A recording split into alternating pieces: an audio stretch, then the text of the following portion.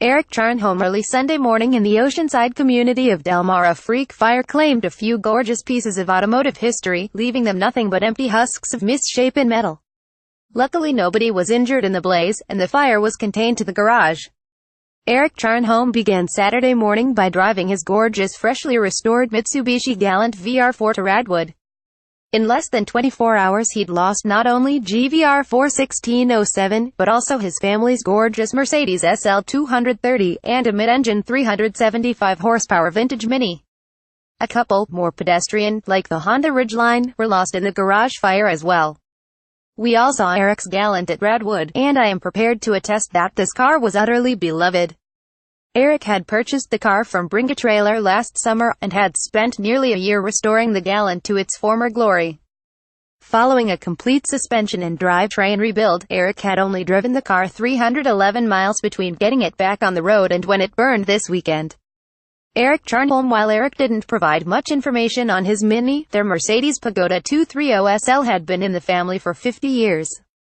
Eric was brought home from the hospital as a newborn in the car, and he learned how to drive manual in it too. His 3 children learned the same.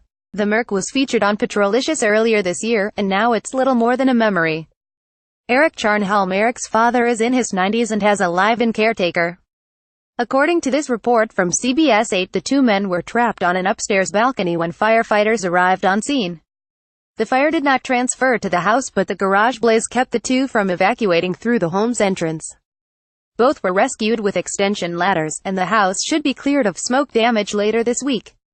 For now, Eric says the only people he wants to talk to are dyed-in-the-wool car nuts, because they are the only people that could possibly understand what this might feel like. Even though all of the people involved are okay, the cars are gone, and it's an emotional time for him.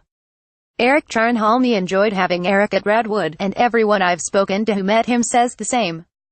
His VR4 was as rare as it was gorgeous. It takes a special kind of person to commit to the restoration of a rare Mitsubishi that most have never even heard of. Eric is that special kind of person. New cars won't heal the wounds of loss, but hopefully they'll salve it some. Hopefully Eric rebuilds his enviable stable of awesome cars in short order. Hat tip to Andrew Pescarella and GalantVR4.org.